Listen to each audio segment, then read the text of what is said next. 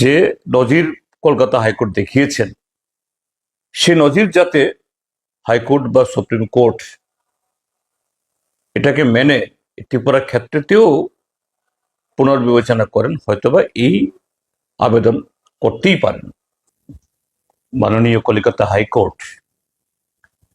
যে 36,000 চাকুরি যেগুলো অবৈধভাবে এই চাকরি নিযুক্তি হয়েছে এই কারণে খারিজ করেছিল, সেই চাকরি পুনর্বহাল করার জন্য নির্দেশ দিয়েছে মানবিক কারণ দেখিয়ে।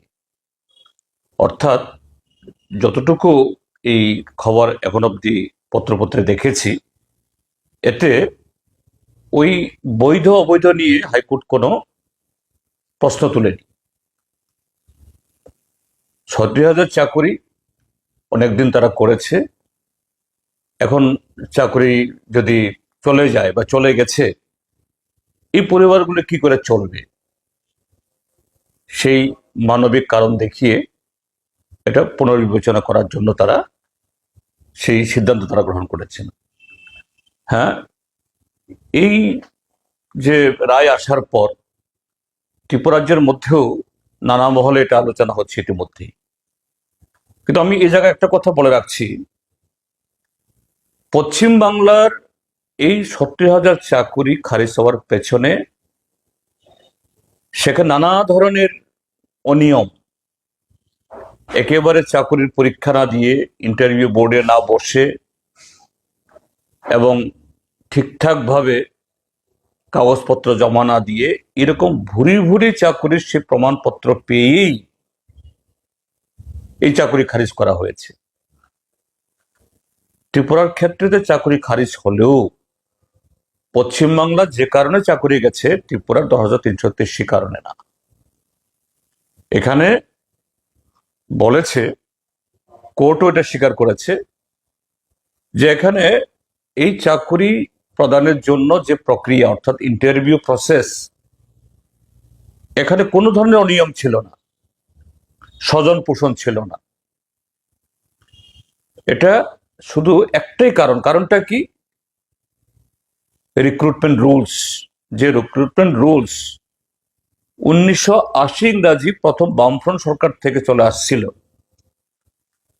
যে রিক্রুটমেন্ট রুলস মোতাবেক এ রাজ্যে হাজার হাজার চাকরি হয়েছে এবং ত্রিপুরাজ্যের এই মুহূর্তেও প্রত্যেকটা দপ্তরে যতজন সরকার কর্মচারী আছেন তারাও এই রিক্রুটমেন্ট রুলস থেকে এসেছেন।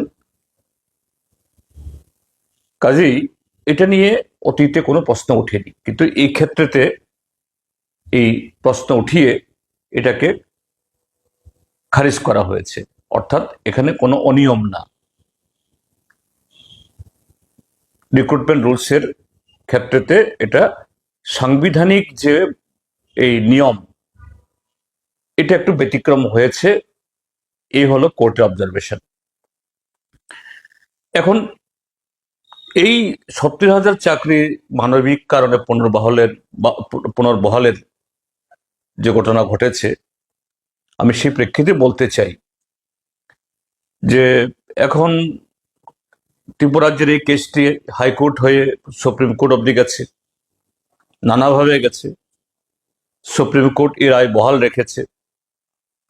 তাহলে এই যে মানবিক যে এই কারণ বা মানবিকভাবে এটাকে এই রায়টিকে পুনর্বিবেচনা করবে কে বা কে তুলবে? আমার যে কমন সেন্স, আমার যে সীমিত অভিজ্ঞতায় আমি যেটা বলতে চাই, এটা যারা ভিকটিম 2,323-এর মধ্যে, তারা হয়তো কেউ যদি এই দরখাস্ত করেন সুপ্রিম কোর্টে বা হাইকোর্টে, এটা শুনবে কিনা আমি জানি না, বা এরকম কোনো সুযোগ আছে কিনা আমার জানা নেই, আমি আইনজ্ঞ নই।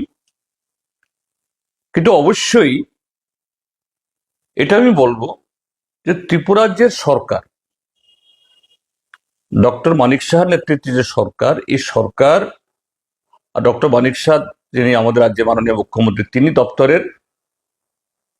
দপ্তরের ইনচার্জ, তিনি হয়তোবা সুপ্রিম কোর্টেই হোক বা হাইকোর্টে যে নজির কলকাতা হাইকোর্ট দেখিয়েছেন, সে নজির যাতে হাইকোর্ট বা সুপ্রিম কোর্ট এটাকে মেনে ত্রিপুরার ক্ষেত্রেতেও পুনর্বিবেচনা করেন, হয়তোবা এই আবেদন করতেই পারেন। যেহেতু প্রশ্ন তুলেছেন, আমি বলবো নিশ্চয়ই ত্রিপুরা রাজ্যের বহু সহৃদয় মানুষ এবং এই 2333-এর পরিবার, তারা তো এগুলো নিয়ে ভাবছেই, ইতিমধ্যে ভাবনা চিন্তা নিশ্চয়ই শুরু হয়েছে।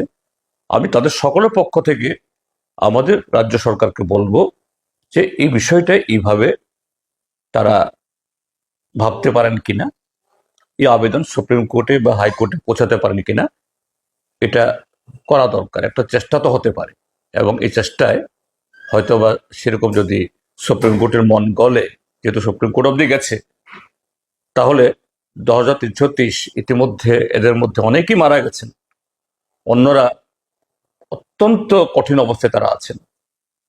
এই ক্ষেত্রেতে সত্যিকারের একটা মানবিক পদক্ষেপ গ্রহণ করা হবে। এটা সরকারের তরফ থেকে এটা পুনর্বিবেচনা করতে পারলে ভালো হবে।